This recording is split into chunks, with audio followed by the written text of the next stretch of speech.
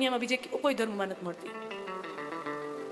અને એટલા માટે આપણા ધર્મ ગ્રંથો એની નવી વ્યાખ્યા, તમે જો ગીતાજી ઉપર કેટલા લોકોએ ભાષ્ય કરેલું છે. વિનોબા ભાવેનું ભાષ્ય મળે, ગાંધીજીએ ભાષ્ય કરેલું છે, વિનોબા ભાવે કર્યું છે, લોકમાન્ય તિલકે કર્યું છે. અને આજ દિવસ સુધી લોકો ગીતાજી ઉપર પોતપોતાની રીતે સાધુ સંતો પોતાનું મંતવ્ય આપે છે અને બધાને છૂટ છે. કુરાનની વ્યાખ્યાઓ તમારે મન પડે એમ કરવા જાઓ, મૃત્યુદંડ સિવાય બીજો કોઈ રસ્તો નથી. હા, એમાં એક શબ્દ પણ તમે આમથી આમ કરો એટલે મૃત્યુદંડ જ છે. કે એ તો કાફીર એમ કરીને કે આ તો આપણો છે ને છતાંય કાફીર છે. એક શબ્દ પણ અહીંયાથી આમ કરવાની ત્યાં છૂટ નથી. અને આપણા ધર્મ ગ્રંથો એ છૂટ આપે છે. તો અસત્ય, પહેલા તો કીધું કે અસત્ય બોલવું એ પાપ છે, અસત્ય ભાષણમ, તો એ પાપ છે. અને પછી શાસ્ત્રે શું કીધું? પણ ફૂદડી, કાગળિયામાં સાઈન કરું ને તો એમાં ફૂદડીઓ, ઇન્સ્યોરન્સ લેવા જાઓ ને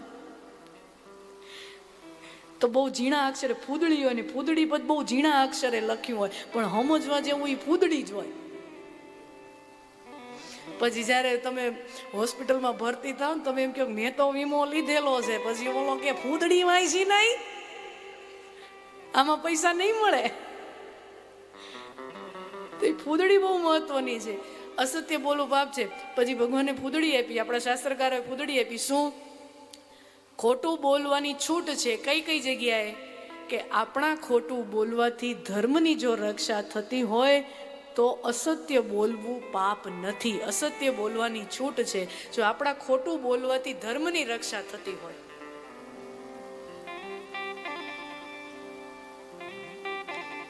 ભગવાન ખોટું બોલ્યા છે.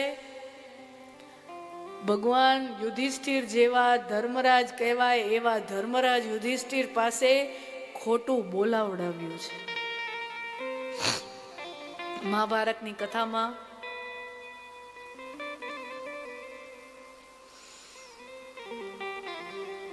ગુરુ દ્રોણની સામે પાંડવો છે અને ત્યારે કથા આપણે જાણીએ છીએ કે ગુરુ દ્રોણ જેની પાસે શિષ્યો વિદ્યા પામ્યા હોય, શસ્ત્રની, શાસ્ત્રની બધી વિદ્યાઓ જે ગુરુ પાસે પામ્યા હોય, એ શિષ્યો એ ગુરુ દ્રોણને પહોંચી શકે? અગ્રસ પશુરો વેદા પૃષ્ઠત શશુરો ધનો, જેના એક હાથમાં વેદોનું એટલે કે શાસ્ત્રોનું જ્ઞાન છે અને બીજા હાથમાં શસ્ત્ર જ વિદ્યા છે, જેની અંદર બ્રાહ્મણત્વ છે, જેની અંદર ક્ષત્રિયત્વ છે, એવું ક્ષત્રિયત્વ અને બ્રાહ્મણત્વનું સમન્વય એવો ગુરુ દ્રોણ છે. અને મહાભારતની કથાનું વર્ણન છે કે ગુરુ દ્રોણ આવ્યા છે રથ પર સવાર થઈને, એક બાણમાંથી 1000 બાણ નીકળે અને પાંડવોની સેનાનું નિકંદન થતું જાય છે, નરસંહાર થતો જાય. અને ભગવાન આ જુએ છે અને ભગવાન વિચારે છે કે જો આમ જ ચાલતું રહ્યું તો 2 દિવસમાં આ ગુરુ દ્રોણ આખી પાંડવોની સેનાને ખાઈ જશે, આ એકલો માણા ખાઈ જશે.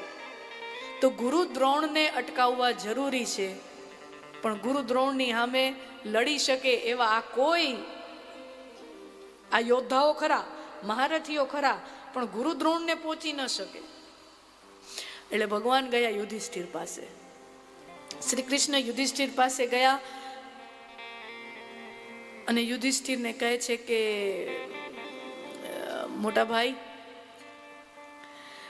ગુરુ દ્રોણને અટકાવવા પડશે. હા પ્રભુ, અટકાવવા તો પડશે, ઉપાય સૂચવો.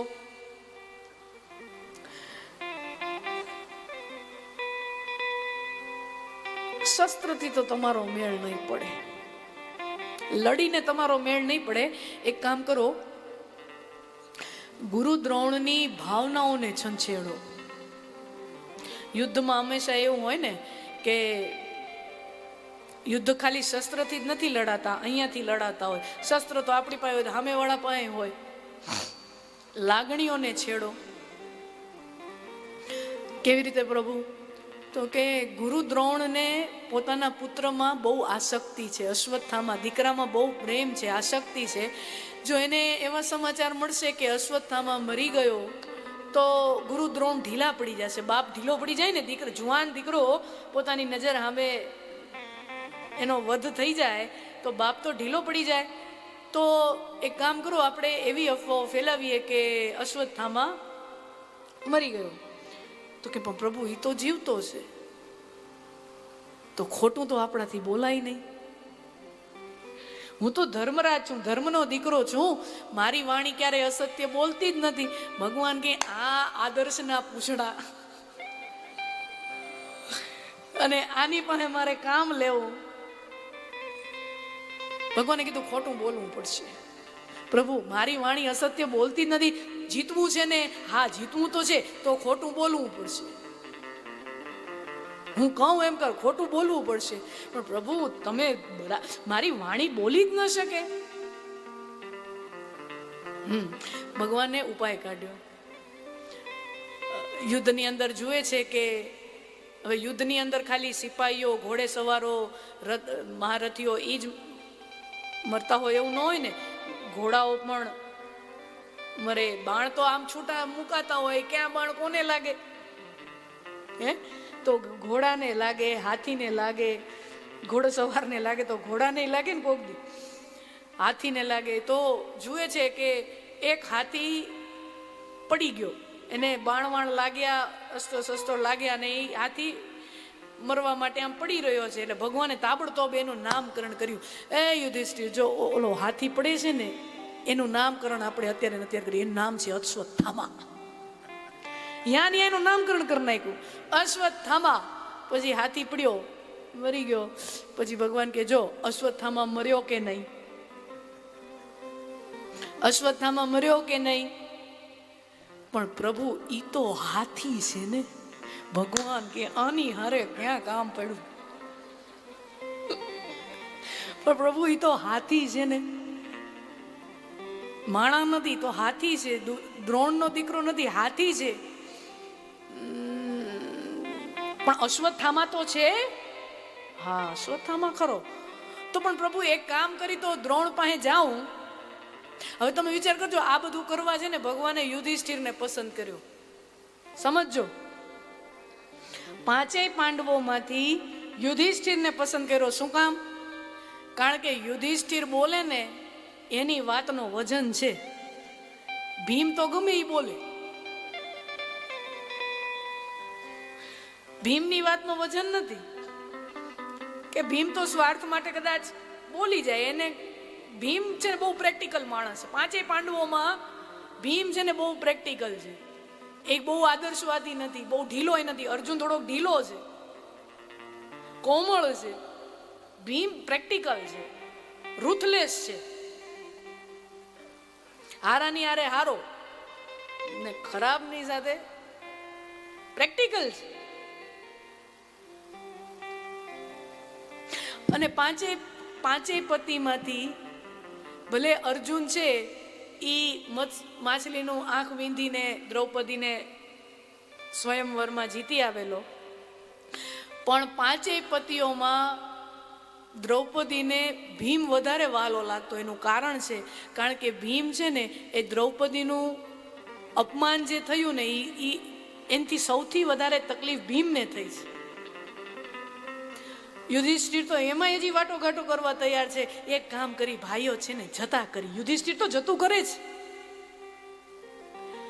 અર્જુનનું પણ કથા આપણે જાણીએ છીએ કે પહેલા દિવસે હાવ ગાંડીવ મૂકી જ દે છે. અને એક ભીમ જ એવો નીકળે છે જે એમ કહે છે કે 100 કૌરવોને મારા હાથે મારીશ. એક ભીમ જ નીકળે છે. એટલે દ્રૌપદીને વાલો લાગે છે કે મારા સન્માનની રક્ષા પાંચેયમાંથી જો કોરી કરી શકે એમ હોય તો એ ભીમ છે. બાકી બધા ઢીલા છે.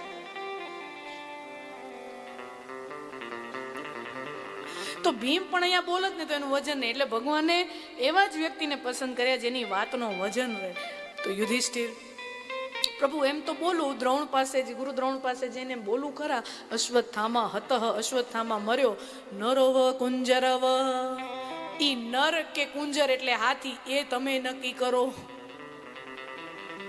ભગવાને કીધું હા એમ તો એમ બોલજે. લે એટલે ભગવાન આમ યુધિષ્ઠિરનું બાવડું ચાલીને લઈ આવ્યા ગુરુ દ્રોણની આવે અને ગુરુ દ્રોણને કે ગુરુ દ્રોણ યુધિષ્ઠિર તમને કંઈક સમાચાર આપવા માંગે છે. એટલે યુધિષ્ઠિર બે હાથ જોડીને કહે છે કે ગુરુદેવ એક સમાચાર છે. અને પછી યુધિષ્ઠિર બોલે છે અશ્વત્થામા હતઃ. ઈ બરાબર સંભળાવવા દીધું હો, અશ્વત્થામા હતઃ. અને પછી યુધિષ્ઠિર આખું વાક્ય પૂરું કરવા જાય નરવ કુંજરવ ઈ બોલવા જાય ને ત્યાં ભગવાને શંખ ને દુદુંબી ને નાગર ને નગાડા ને એવા વગાડ્યા કે નરવ કુંજરવ કોઈને સંભળાણું જ નહીં. ગુરુ દ્રોણ ને નરવ કુંજરવ ઈ સંભળાણું જ નહીં.